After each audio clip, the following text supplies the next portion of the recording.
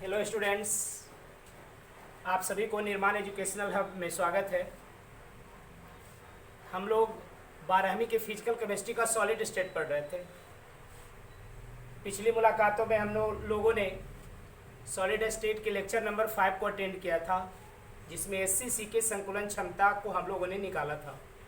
आज हम लोग एफसीसी और बीसीसी ये दोनों की संकुलन क्षमता की क्या करेंगे, गणना। तो वहीं यहाँ मतलब लिखा हुआ है फलक केंद्रित एकक कोशिका के लिए संकुलन क्षमता की गणना। पिछली वाली मुलाकातों में मैंने आपको बताया था कि संकुलन क्षमता होता क्या है। तो किसी एकक कोशिका या किसी क्रिस्टल जालक के कण के आयतन तथा घन के आयतन के अनुपात को हम लोग क्या कर रहे थे, फलक केंद्रित एकक कोशिका। तो अगर पिछला वाला लेक्चर आपने सही से अटेंड किया होगा तो आज वाले लेक्चर में आपको कोई बहुत ज़्यादा परेशानी नहीं होने जा रहा है। तो देखिए आप, तो फलक केंद्रित एकक कोशिका के लिए हम लोग संकुलन क्षमता की गणना करते हैं। अब देखिए जरा सा, इसके लिए हम लोग सबसे पहले एक घन को कंसीडर करते हैं, और जब घन को कंसीडर करेंगे तो यहाँ से यहाँ तक आपको बताया था एकक कोशिका, तो वैसी एकक कोशिका जिसमें क्रिस्टलीय ठोस के अवयव घन के कॉर्नर के अलावे प्रत्येक फलक के केंद्र पे होंगे। तो फलक देखिएगा, एक ऊपर, एक नीचे, एक दाएं, एक बाएं, एक आगे और एक पीछे। यही आपका एफसीसी है। इसका जो एक घन है, तो देखिए यहाँ पे ए लिख देते हैं। तो देखिए यहाँ पे ये घन है, तो इसको कैसे करते हैं, तो देखिए आप, माना कि एक घन की कोशिका कोर की लंबाई स्मॉल ए है। तो यहां से हम लोग पहले निकाल लेते हैं घन का आयतन। तो घन का आयतन क्या होता है, भुजा क्यू। और जब घन का आयतन भुजा क्यू होगा तो इसका यही तो भुजा है, या इसी को हम लोग कोशिका कोर बोलते हैं। तो भुजा क्यू, तो यहाँ से क्या हो जाएगा, ए क्यू। अब जरा देखिए, अब यहां से लिखते हैं एक कण का आयतन। पिछली मुलाकात में मैंने आपको बताया था कि कण कैसा होता है, गोलीय, स्फेरिकल। और गोला का आयतन आप बहुत पहले से पढ़े हैं, 4/3 पाई आर क्यू। अब जरा देखिए, चूंकि यहाँ पे एफसीसी है, तो एफसीसी के लिए जेड का मान मैंने आपको बताया था बहुत पहले वाले लेक्चरों में। तो यहाँ कॉर्नर के लिए क्या होता है, 1/8 × 8, और फेस के लिए क्या, 1/2 × 6। यहाँ से निकालेंगे तो 1 + 3 क्या होगा, 4। तो अगर यहाँ पे हम लोग निकालेंगे कण का कुल आयतन, जब कण का कुल आयतन निकालेंगे तो यहाँ से क्या हो जाएगा, देखिए तो जेड गुना 4/3 पाई आर क्यू। यहाँ तक आपको कोई दिक्कत नहीं होनी चाहिए, ये पिछली मुलाकात में भी बातें हुई थी। यहाँ से जेड का वैल्यू कितना आ गया, 4 × 4/3 पाई आर क्यू। अब जरा यहाँ से इसको कैलकुलेट करेंगे तो 16/3 पाई आर क्यू। अब जरा देखिए, हम लोग पढ़े थे संकुलन क्षमता, और संकुलन क्षमता बराबर मैंने आपको बताया था कण का आयतन बटे घन का आयतन, अब गुना क्या होगा, 100। ये फॉर्मूला हम लोग पिछली मुलाकात में भी पढ़े थे। अब जरा देखिए यहाँ से, अब कुछ नहीं, इतना हो गया तो अब आपके लिए काम आसान है, बस थोड़ा सा कॉन्सेप्ट आपको समझना है। तो यहाँ से अगर लिखा जाए पैकिंग फ्रैक्शन पीएफ, तो कण का आयतन यहाँ से निकला हुआ है 16/3 पाई आर क्यू, और घन का आयतन निकला हुआ है ए क्यू। अब मल्टीप्लाई कितना हो जाएगा, 100। लेकिन मामला यहाँ फंसा हुआ है, देखिए यहाँ पे आर है और ए है। पिछले वाले लेक्चर में भी हम लोगों ने ए और आर में रिलेशन निकाला था। तो जब एफसीसी के इंटरनल स्ट्रक्चर को आप देखिएगा तो देखिएगा एक गोला यहाँ पे है, एक गोला यहाँ पे, एक गोला यहाँ पे। यानी अगर ये डिस्टेंस मेरा निकल जाए तो मेरा काम हो जाएगा। तो अब जरा देखिए, यहाँ इसका ये देखिए, ये जो साइड है और ये साइड है सब एक दूसरे के पैरेलल है। यहाँ पे एक राइट एंगल ट्रायंगल फॉर्म करता है। ये भी ये होगा, ये भी ये होगा, क्योंकि मैंने आपको बताया था कि घन का प्रत्येक फलक एक वर्ग होता है, और जब वर्ग होगा तो उसकी सभी भुजाएं क्या होगी, बराबर। तो ए और ए क्या होगा, ए। तो अगर हम लोग ए निकालेंगे यहाँ से, मान लेते हैं त्रिभुज ए बी सी, तो यहाँ से क्या लिखेंगे, देखिए तो त्रिभुज ए बी सी में अगर ए सी का वैल्यू निकालेंगे तो अंडर रूट ए स्क्वायर प्लस क्या हो जाएगा, ए स्क्वायर, यानी यहाँ से हो जाएगा अंडर रूट 2a स्क्वायर।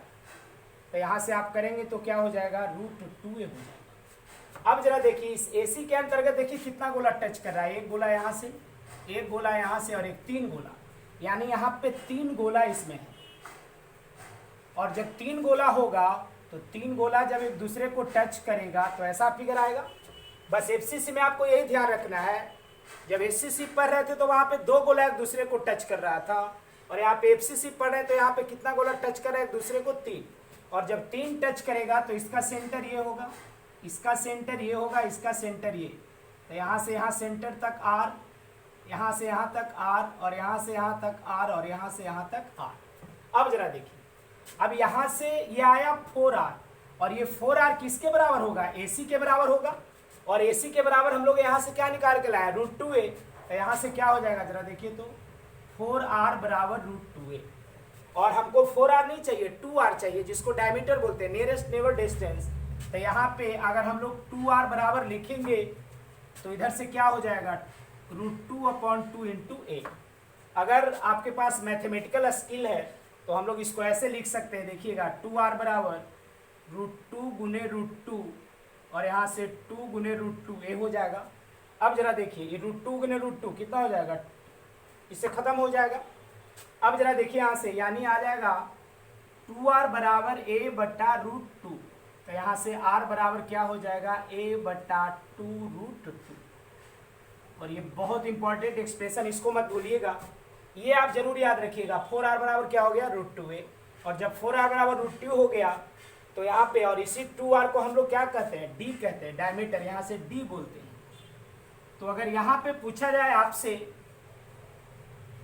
2 गोला के बीच की न्यूनतम दूरी, तो 2 गोला के बीच की न्यूनतम दूरी, इसको हम लोग बोलते हैं D, नियरेस्ट नेबर डिस्टेंस। तो इसका वैल्यू क्या हो जाएगा, जरा देखिए तो a बाई रूट 2 हो जाएगा। a बाई क्या हो गया, रूट 2 हो जाएगा, यहाँ से निकाला हुआ a बाई रूट 2। अब यहाँ पे अब आपके लिए काम बहुत आसान हो गया, इसको ऐसे कर देते हैं। और जब इतना हो गया तो अब देखिए ऊपर में R है और नीचे में क्या है, a है।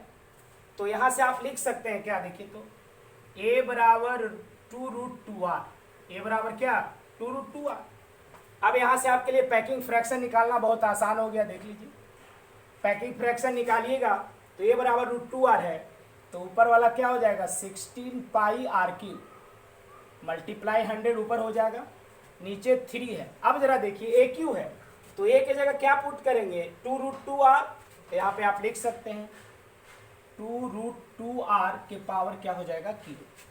जब ऐसा करेंगे तो PF देखिए क्या हो जाएगा, 16 पाई R³ इंटू 100 अपॉन, यहाँ से लिखेंगे तो 3, और इसको कीजिए आप, तो 2 का क्यूब करेंगे तो कितना होगा, 8। अब देखिए रूट 2 का क्यूब करेंगे तो रूट 2 गुने रूट 2 कितना होगा, 2।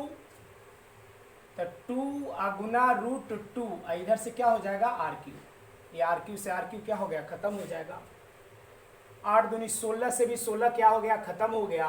यहाँ से PF का जो वैल्यू आएगा वो आपको आएगा पाई बटे 3 रूट 2 मल्टीप्लाई बाई 100। जब इसको आप कैलकुलेट करोगे तो इसका वैल्यू जो आएगा वो आता है 74% पैकिंग फ्रैक्शन या पैकिंग एफिशिएंसी। इसको आप लिख सकते हैं 0.74। अगर यहाँ से आपसे पूछा जाए एम्प्टी स्पेस, यहाँ से अगर आपसे पूछा जाए एम्प्टी स्पेस तो ES एम्प्टी स्पेस पूछा जाएगा, तो 100 में से 74 को घटा देंगे, कितना आएगा, 26%। और या इसी को आप लिख सकते हैं 0.26। तो इस FCC में जितनी भी बातें बताई गई वो सारा काफ़ी इंपॉर्टेंट बात था, और ये सीधा आपके इम्तिहानों में क्वेश्चंस रहता है। है ना। एफसीसी के बारे में पूरा डिटेल्स, उसके लिए जेड का वैल्यू, यहाँ पे हम लोगों ने पैकिंग फ्रैक्शन निकाला है। तो एफसीसी के इंटरनल स्ट्रक्चर में यही देखना है कि 3 गोला हमेशा एक दूसरे को टच करता है, और 3 गोला हमेशा जो एक दूसरे को टच करता है तो यहाँ पे एक राइट एंगल ट्रायंगल बनता है। इस राइट एंगल ट्रायंगल के जो हाइपोटेनस वाला पोर्शन है, यहाँ पे 3 गोला है, तो 3 गोला है तो ए बी सी यहाँ से माने हैं, तो ए सी का वैल्यू आप आराम से पाइथागोरस थ्योरम लगा के निकाल सकते हैं। यानी यहाँ ए सी का वैल्यू √2a, और ये √2a कितने के बराबर होगा, तो r r r और r 4r, तो 4r बराबर √2a। ये जो है वो आपके लिए काफ़ी मार्केबल बात। यहाँ से कभी मतलब आपकी इम्तिहानों में न्यूमेरिकल्स भी रहते हैं। न्यूमेरिकल्स बहुत सिंपल रहता है, बशर्ते कि आपको ये कॉन्सेप्ट आना चाहिए। कभी कभी r दे देगा तो a का वैल्यू पूछेगा, a दे देगा तो r का वैल्यू पूछेगा। तो यहाँ से जो ऑब्जेक्टिव क्वेश्चंस आते हैं, 3-4 ऑब्जेक्टिव क्वेश्चंस। एक क्वेश्चन कि एफसीसी मतलब एक कोष्टिका में कणों की संख्या कितनी होती है, तो 4। ये बात हम आपको बहुत पहले क्लियर कर चुके हैं। यहाँ पे पूछा जाएगा कि रेडियस और कोष्टिका कोर की लंबाई में क्या रिलेशन है, तो यहाँ पे आपको ध्यान में रखना है 4r बराबर क्या हो जाएगा, √2a। यहाँ से आप r मतलब आसानी से रेडियस का वैल्यू निकाल सकते हैं, a और r में रिलेशन निकाल सकते हैं। अगर यहाँ पे 2 गोला के बीच की न्यूनतम दूरी पूछे, ये काफ़ी इंपॉर्टेंट है, तो यहाँ से क्या आ जाएगा, a/√2 आ जाएगा। अब यहाँ से चूंकि ऊपर में r था, नीचे में a था, तो हम a को r के टर्म में ले आए और कैलकुलेशन आसान है।